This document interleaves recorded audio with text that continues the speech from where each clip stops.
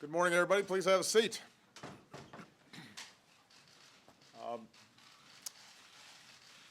It is wonderful to be able to announce not the creation, but at least the filling of one new job. But before we do, I wanted to make a somewhat broader statement about the economy, and Ash is willing to indulge me. Last month, America's businesses created more than 300,000 jobs. Now, this keeps a pace so far this year that we have not seen since the 1990s. So far this year, over the first 11 months of 2014, our economy has created 2.65 million jobs. That's more than in any entire year since the 1990s. Our businesses have now created 10.9 million jobs over the past 57 months in a row, and that's the longest streak of private sector job growth on record. We also know that the pickup in the pace of job growth this year has been in industries with higher wages, and overall wages are rising, a very welcome sign for millions of Americans. So we've got an opportunity to keep up this progress if Congress is willing to keep our government open, avoid self-inflicted wounds, and work together to invest in the things that support faster job growth in high-paying jobs. That means exports, infrastructure, streamlining our tax code, immigration reform, giving minimum wage workers a raise. Now, it's been a long road to recovery from the worst economic crisis in generations, and we still have a lot more work to do to make sure that hardworking Americans' wages are growing faster. But the United States continues to outpace most of the world. Over the last 4 years, we've put more people back to work than Europe, Japan, and all other industrialized advanced countries combined. And we're going to keep at it until every single American who is willing and able to work can find not just any job, but a job that pays a decent wage and allows them to support their families. But it's worth us every once in a while reflecting on the fact that the American economy is making real progress. And if we can continue in this trajectory, if we can continue to grow robustly, and if we make sure that those companies who are seeing profits that are probably higher than any time in the last 60 years, that they're also making sure that their workers are sharing in that growth, then we can get a virtuous cycle that's really going to make a difference and be a critical component of strengthening our national security, because national security starts with a strong economy here at home. Now, I know that some people think that I announce cabinet positions on fake Twitter accounts. This is not the case. A year ago, when Ash Carter completed his tenure as Deputy Secretary of Defense, Secretary Hagel took to the podium in Ash's farewell ceremony and looked out at the audience of our civilian and military leaders. And he said, "I've known Ash Carter for many years. All of us here today have benefited from Ash's hard work, his friendship, from his inspiration, and from his leadership." And Chuck then went on to express his gratitude to his partner for what Ash has done for this country and will continue to do in many ways. Couldn't have said it better myself. Today I'm pleased to announce my nominee to be our next Secretary of Defense, Mr. Ash Carter. Now, with a record of service that has spanned more than 30 years as a public servant, as an advisor, as a scholar, Ash is rightly regarded as one of our nation's foremost national security leaders. As a top member of our Pentagon team for the first 5 years of my presidency, including his 2 years as Deputy Secretary, he was at the table in the Situation Room. He was by my side navigating complex security challenges that we were confronting. I relied on his expertise, and I relied on his judgment. I think it's fair to say that, Ash, in your one-year attempt at retirement from public service, you failed miserably. But I am deeply grateful that you're willing to go back at it. Ash, as some of you know, brings a unique blend of strategic perspective and technical know-how. As a student of history, he understands the United States, and I'm quoting him now, is the single most provider of security in the world. And he played a key role in devising our defense strategy to advance that security. He's also a physicist, which means that he's one of the few people who actually understand how many of our defense systems work.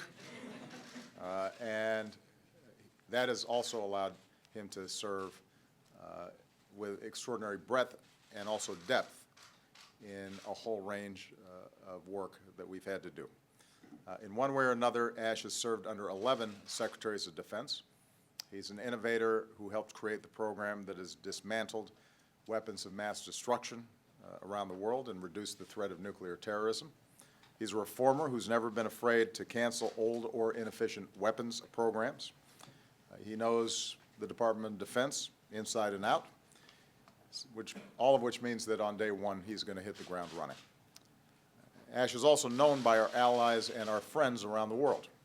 Having served both Republican and Democratic secretaries, he's respected and trusted on both sides of the aisle.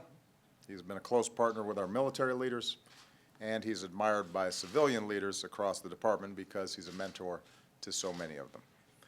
There's one other quality of Ash's service that I think often gets overlooked, and that is his true regard, his love for the men and women in uniform and their families, his relentless dedication to their safety and well-being.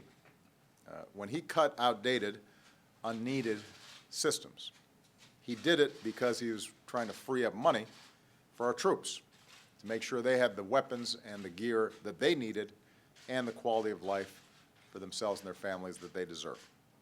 When our troops in Iraq and Afghanistan were struggling to defend against roadside bombs, he moved heaven and earth to rush them new body armor and vehicles. It's no exaggeration to say that there are countless Americans who are alive today in part because of Ash's efforts. When our forces sat down for Thanksgiving dinner far from home, or as our wounded warriors recovered in the hospital, or when our fallen heroes returned to Dover, Ash was there, often on his own time, without any publicity or fanfare. And I know that Ash will be there for them now as Secretary of Defense. We face no shortage of challenges to our national security. Our combat mission in Afghanistan ends this month, and we have to transition to a new mission of advising and assisting Afghan forces and going after remnants of al-Qaeda's core. We have to keep degrading and ultimately destroying ISIL in Iraq and Syria. We have to build counterterrorism partnerships and new platforms. We have to continue the fight against Ebola in West Africa. We have to continue to strengthen our alliances, including NATO, and continue to rebalancing our defense posture in the Asia-Pacific. Going forward, our armed forces are necessarily going to need to be leaner. But as Commander-in-Chief, I'm going to make sure that we have a military that is second to none, that continues to be the greatest fighting force in the history of the world. And that means, though, we're going to have to bolster some new capabilities, our cyber defenses, how we deal with our satellites, and how we're adapting our military and investing in new capabilities to meet long-term threats. We're going to have to work with Congress on a more responsible approach to defense spending, including the reforms we need to make the department more efficient. That's how we're going to preserve readiness. That's how we're going to keep faith with our forces and our families. That's how we're going to deliver world-class care to our wounded warriors. And Ash is going to be critical to all these efforts. When we talked about this job, we talked about how we're going to have to make smart choices precisely because there's so many challenges out there. And we're going to have to squeeze everything we have out of the resources that we have in order to be as effective as possible. And I can't think of somebody who's more qualified to do that. You know, in his career, Ash has been confirmed by the Senate 3 times. If it were entirely up to my dear friend Carl Levin, who's sitting here, I suspect it would happen really quickly because that's the kind of guy Carl is, and Carl, I know, has had a chance to work with Ash in the past. My hope is that in the new Congress we get similar speed and dispatch. By the way, we will miss Carl Levin. I just wanted to mention that.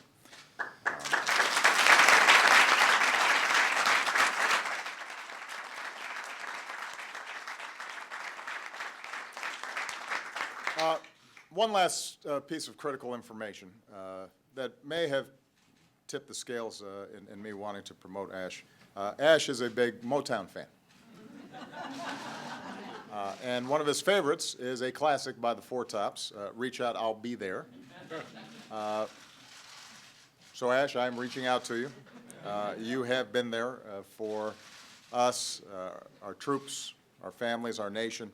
I also know that he's been there for his lovely wife, Stephanie, sometimes by Skype because he's been traveling, but the sacrifices that Stephanie's been willing to make, this is a team effort, as it is true for our military families, and so we're very grateful to Stephanie.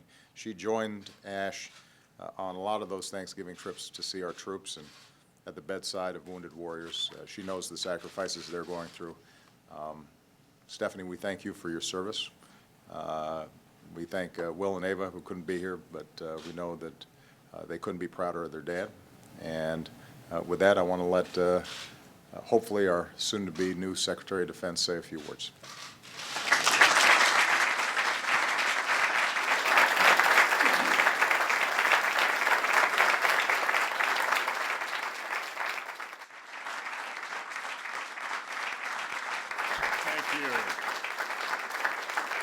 Thank you, Mr. President. And Mr. President, Mr. Vice President, it's an honor and a privilege for me to be nominated for the position of Secretary of Defense. General Scowcroft, my longtime mentor, thank you for being here. And thanks to another longtime mentor, Bill Perry, who can't be here today. And thanks to you, Chairman, and many other friends and colleagues, past and future, for coming out today. I accepted the President's offer to be nominated for Secretary of Defense because of my regard for his leadership.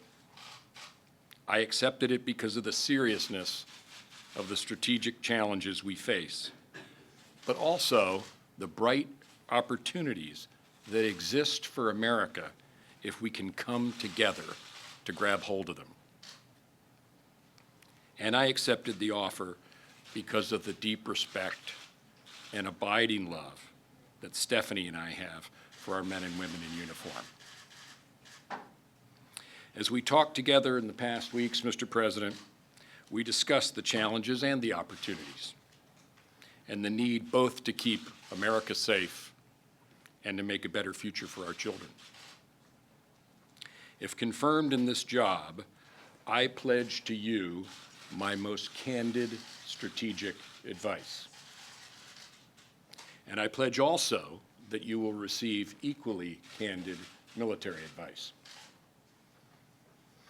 And finally, to the greatest fighting force the world has ever known, to you, I pledge to keep faith with you and to serve our nation with the same unflinching dedication that you demonstrate every day.